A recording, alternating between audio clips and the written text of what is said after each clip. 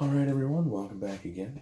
This is going to be the third video on my channel. I'm going to go over some more of the basic tools that I have, some of the ones that I mentioned in the last video that I didn't get a chance to actually post, some of the other ones that I thought might actually be a good idea. This is going to be my last one to cover specifically tools just like this, because there's loads and loads and loads of different kinds of tools. This is some, again, basic generic stuff that most people either have or should have or something similar like that. Some of these are more specialized and specific, but before I digress too much into that, let's go ahead and get started. So when I did that siding job, and I told you I put up that sheeting on the outside of my house called house wrap, I actually used a staple gun. Well, this is what a staple gun is right here. Two different kinds. This one is more of a high-powered mechanical one, but the Stanley one right here is actually one that I prefer. It's actually got the different sizes, staples right here that it actually takes. It's got a nice little locking feature right here. You can actually lock this. It's got a little groove on this handle here. When you depress it, after you finish with the staple, kick that up. That'll go ahead and lock that back in place. So when you release it, it won't allow it to reload. If you got kids around the house, that's actually a pretty handy feature. Alright, one of the other things I mentioned in the last video was knives. Tons of different knives, and even these right here is not going to cover all of them, but this is pretty much an X-Acto type knife. So right here, this is one style of it, right? You got your blade, you push it up, it comes out, pull it back down, comes back in. In order to change the blade or flip it over, you actually have to take the screw out, which is right here, which you would do with one of the screwdrivers, like what we listed in the last video. You can do it with a flathead or with a Phillips. Lefty-loosey to take it apart, righty-tighty to put it back together. Alright, so then you got another one here. This is actually a foldable style. This one is made by Husky particularly. Unfolds just like that. It's got a little pressure release here on the back, which you can see. Push this in, it releases the blade, comes back forward. If you need to change the blade on this particular style, it's got a little lip right here. Push this lip up, this folds over, exposes the blade, flip the blade over, put a new blade in, push that back closed, push this lever back down, and hit that release, and it closes. If you need new blades, right here, it's got a little quick release, so you don't need any tools for that. You just pop that open. They're sitting right there inside. I got one sitting in there already. This particular one here, I've used it so many times, needs a little TLC because this lever does not have to be depressed at this point, and it just folds closed. Again, just like that. I did not hit this lever. So if you're going to use this kind, just be careful of that. Eventually these mechanical locks will degrade, so you can end up cutting yourself if you're not careful, but it's neat to have it in there compact. My personal favorite is this style. Combines a little bit of both right here, and it's also got an extra feature. It's a slot, so if I want to cut string, if I want to cut twine, if I want to cut something that's small enough to fit up in there, my blade is actually always sticking through that part, but it's small enough that I'm not going to catch my fingers on it. Depress it, comes out just like the other two. It's got a little yellow release right here, and this one goes just past, so this is the furthest point.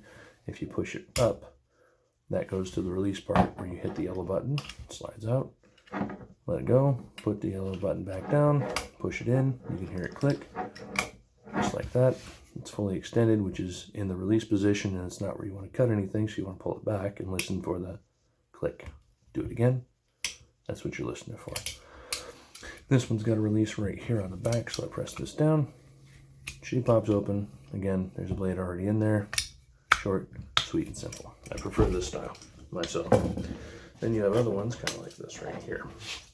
So this one here just pushes forward and the blade comes out. I don't have a blade in this one, but I have the exact same kind of blade in this one. So this one right here has little grooves in it, and these little grooves that you can kind of see, they actually break off. So the tip sets it down at about a 45-degree angle. You can grab it with a piece of pliers and break it off, stick it in between something and break it off. Or if you just accidentally stick it on something you don't want it to break off, it'll still break off. That's why I don't like these, but they do come in handy. They have a specific purpose, which is why I still have them around. You never know when you might need them, and they don't take up a lot of space. Alright, so let's see. We got cutters here, and a couple different cutters. We'll stick with the knife here. So these cutters, these ones are straight cutters. These two are angle cutters.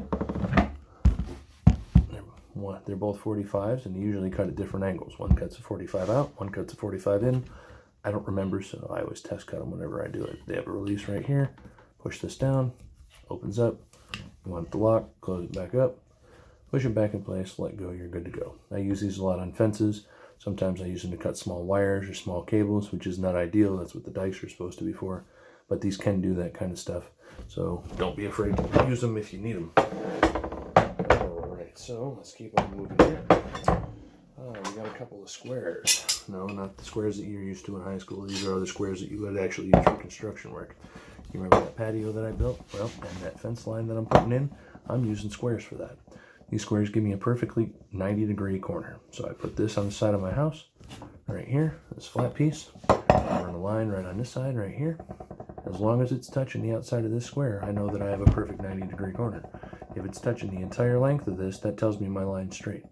If it's pulling on it, like it's kind of sitting over the top or not, it's not good. So always go away from the corner and then slowly come back. And when you just fully touch it, that's when you're perfectly square. All right. So the other tool that I use for the patio and for a bunch of other things is a chalk line. You just pull that out, drop it across it, wait till it gets tight, pull the string up, let it go down, and it actually makes a line. There's something down here that I can use for that. Got a piece of wood here. I'm just going to stick this on this side. I'm going to pull this right across. See how it's nice and tight? Just like that. We don't really have much of a line yet. I'll even do it on the other side so you can see. No line here. Go ahead and set it down. Pull it over, just like so. Lift up, pull down, release. There's your line. So, in a combination, I used the squares and I used the chalk line when I was doing that patio, and I wanted that straight edge. Square gave me the straight line. This allowed me to mark the straight line, and I was able to cut it with a very specific type of saw. We can go over that in another video. Alright, going back to the tools with the ratchets. This is considered a breaker bar. It actually accepts sockets just like the ratchet does. And you can put it in. Sometimes you just put it straight up to something. And it's designed for you to be able to put the maximum amount of torque on something when you need to break something loose. Or you need to take off like a serpentine belt from a vehicle. You need to release the tension from the tensioner pulley. That's what that's for. Alright, so we're going to keep on moving. We got a couple pardon me, different types of chisels here. There's various tons and tons and tons of chisels. You got smaller chisels like this one. You got different handled chisels for different things, different shapes, different bezels, different whatever. But a chisel's a chisel. It's going to knock some wood loose. It's going to knock a piece of metal loose or something like that. I would not use this one specifically if I needed to knock through some metal, because the tip on this is going to get rolled over and damaged. This one will probably be able to take it, but I might have to resharpen it when I'm done. You also have punches. All right, you got small ones like this. You got big ones like this. And you got crowbar style and punch like this. Now, whenever you're using punches, especially if it's a bigger one like this or this, you need to watch out and be careful for what they call mushrooming. So down here on the end, there you go, you can kind of see a little bit of that shadow. That shadow on the end is where the tip is flattening out. And if it starts to crack, which it's doing right here, which you can't really see, you're going to want to take that off. And there's multiple ways to do that. One of the easiest ways is to put it against a rock and smack it with a hammer a little bit, which can be a little dangerous, so make sure you're wearing your safety glasses whenever you're doing that, or your goggles, depending on what you want to do. When I was using the drill, and I told you I was cutting through some plywood, but it can also cut through some metal. What I was using was something like this for that Sawzall attachment for Bosch. It's actually got different things. It'll tell you if it's a smooth cut, if it's a rough cut, if it's thin metal, if it's thick metal, if it's a basic all-purpose one that's just going to tear things apart. Just pay attention to what it says up there and use it for what you're trying to do. It's pretty self-explanatory. Okay, keep on trucking here. When I was using that countertop, I got in my kitchen and I wanted to make the holes for things. I used what they call a hole saw. So a hole saw has an attachment that's like this. And then it sets on other pieces, and it's set just like this. Right here, it's got a hole in the center, right? Cuts a hole through it, and it actually attaches to that. It will screw down on there. I don't tighten them down myself with an actual wrench. I just hand tighten them because I'm going to be turning them to the right anyways, which is going to make them more tight. So I over tighten something. Then when I take it apart, usually I can get them apart with my hands again. However, there are those times that I need actual pliers or I need a wrench or something. And I grab this base down here. It fits inside of that chuck from the drill from the first video. And then I turn around and I grab this part right here with a pair of pliers or a wrench. and then I just pop it apart. It comes apart pretty easy. Now, those Allen wrenches that I told you were going to be kind of handy are handy because they can go inside of that little hole right there. I don't know if you can see it really well, but that's actually an Allen key. So that accepts that Allen part of it, and it can go in there, and it loosens it up, it takes it out, you can put a new blade in there, and they have different ones for different things. So this is also another one for a bigger one, and it's got that little Allen key hole right down here on the bottom, as you can see it. Alright, so we're going to go ahead and pack this one back up and move on to the next one. There we go. Move that over here. Get back up in here. Hammers. One of the other hammers that I used a lot is a rubber mallet. When I was putting that floor together in my kitchen, that click laminate flooring, I used this rubber mallet. When I was doing some other things on the outside, like putting those tiles in, I used this rubber mallet because those other ones will actually either dent it or damage it or break it. I don't want to do that. This rubber mallet won't do that, but it's still going to hurt you if you hit yourself with it. Trust me, it ain't going to feel pretty. All right, crowbars. Again, another tool that there's a lot of them of. So this is a tiny little crowbar right here. That thing's not very big. It's the size of my hand next to it. So yeah, it's not very big. But for small jobs and small pieces of wood or small nails, that comes off pretty easy. That's pretty handy. One of my favorite handy dandy ones is actually this one. This one's probably about 1.5 feet, 2 feet long crowbar. Pretty solid steel. Thing's pretty sturdy. I've had this one for years and years and years. Still use it. Another one that I got, my Persuader crowbar, is actually this bad boy. When I was doing the siding, I would use that steel one right there and this one in tandem sometimes to do some things. When I needed to move some other stuff, like those bricks in my patio, I would also use these to actually lift it up and move it over, so that these would be able to grab it and actually do the job for me. That's not what these are designed for, but if you pay attention and use them correctly and be careful with them, you can use them for a multitude of things. All right, another kind of crowbar right here. Use these a lot for fencing, especially if you're doing like cattle fencing or cow fencing or chicken wires. These right here, you put those staples in. It's designed, it's called a cat's paw. You can kind of see how it tapers in there. It's got little bevels in it. It's designed to actually grab that staple or grab that nail, but it's going to chew into that fence post when you hit it. You're going to need a hammer with these, so I would recommend probably some hearing protection, definitely some eye protection, good couple of hammers, and you can make pretty short work of it with 1 or 2 of these. I bought 2 of these because we were doing, somebody's about, I think she had 10 acres if I remember right, horse ranch, so yeah, that was a lot of fun. All right, moving on to levels. So you got short levels. These are 1-footers. So here's a regular old plastic cheapo one, right? And then you got another one that's a 1-footer, but this one's magnetic, so I'll show you that real quick. It's got a magnet on the bottom. It just simply grabs onto that thing. It doesn't lift this one up that well, but if I put it onto that steel one that I showed you, it pulls that one up no problem. So it's a decently strong magnet. These things are great. I use these again when I was doing stuff like leveling my kitchen. I used that one, a 2-footer and a 4-footer. I'm going to show you both of those other ones to you now. This is the 2-footer, and this one's plastic. Got a ruler on one side if you need it. It's got a hole in the top here, so you can actually set it down for that one photo that I showed you, where I put it on that pipe, and then actually had to level and took a picture from the top. I was actually picturing through that hole right there. And then this is the aluminum one. This is my 4-foot level. I gotta stand back for this one because it's 4 feet. So this one was definitely on the counters, making sure that my counters were level. That 2-footer would span between one counter and the other counter, or on the face of my counters, to make sure that my one counter itself was as level as I could get it. And then the other 2 smaller ones I would have on either side or both sides, depending on which counter I was putting in, not counter, cabinet I was putting in. All of these were for cabinets. Which cabinet I was putting in to keep those level from front to back. These ones from side to side.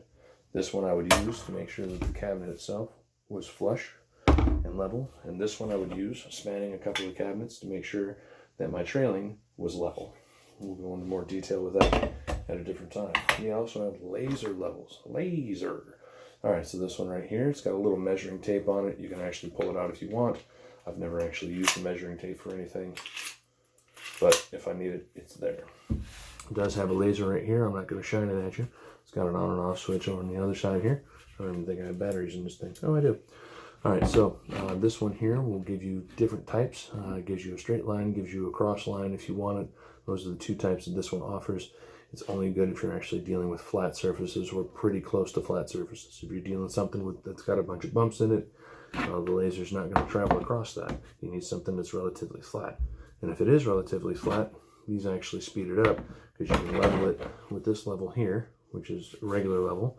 This one's your horizontal level, which is up here. And then this one, which is right here, is your 45-degree level. So if you need to be at 45 degrees, you just put it in between the two bubbles and you're automatically at 45 degrees.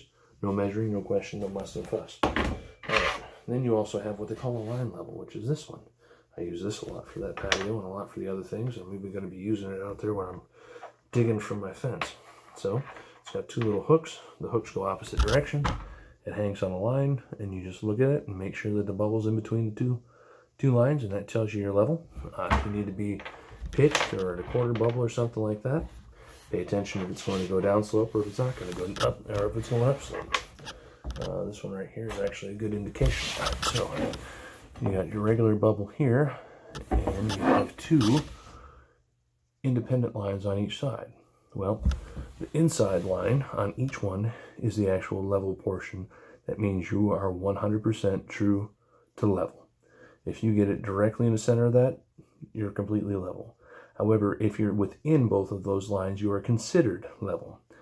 Now, there is something called touching the bubble, touching the line to the right, which means you have a slight pitch or a slight slope, which is kind of what I did for my patio. So you can see how that can actually translate for a greater distance, and that'll actually make things go down.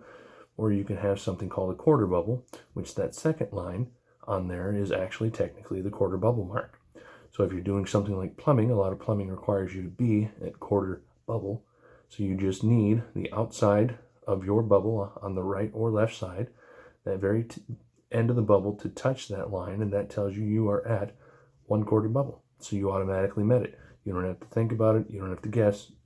A level like this is going to tell you. All right, so going over some of the other things that we did.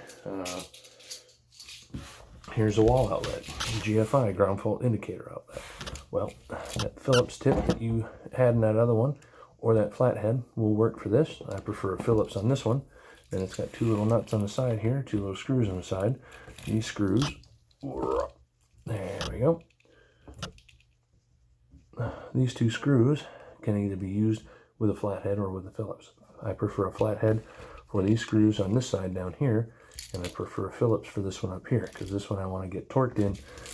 And these ones, the Phillips for some reason doesn't usually do very good, and I can get more tension on the actual wires when I put them in by using a flathead. I'll show you that in a different video later when we cover more about electronics and electronic work. Alright, so going back to the sockets and the wrenches, we also make something called the spark plug socket. Well, here's a spark plug. Those other sockets that you had in there can fit over top of this. However, they're not deep enough. They don't have enough depth in order to be able to cover a spark plug, to be able to remove it, and for you to be able to use your regular ratchet on it. So you would buy a spark plug socket for whatever kind of vehicle. Google will tell you, or if you got questions on it, let me know, and I'll tell you. But I'm going to probably just Google it just like you could, and it's going to tell you what diameter or what size spark plug socket you need. Just buy that socket, throw it on your ratchet, make sure it's on the left side so it's loosening it, and away you go. Alright, last but not least, one of the other key things to have is a pad of paper. A pad of paper, a pencil, a ruler, a tape measure, a basic level, some kind of a crowbar, and maybe some of these other things that I showed you are some good things to have. Probably these. Those are some other good ones that you can actually have in your toolbox that can actually do things. From this point forward, I'm going to be making other videos that are going to have different content in it, show you how to actually put things together, how to use the level, how to use the bubbles, how to use the chalk line more effectively, how to use the square right, that kind of stuff, so that you can actually start building that knowledge along with electrical stuff. So that's probably going to be my next focus. Unless you have any other ideas, you got any thoughts, you want to see me do something specific, just let me know. Leave it in the comment section down below. If you didn't subscribe and you want to, now's the chance to do it before the video ends. And at the same point in time, don't forget to like it. Thank you much. Have a good day.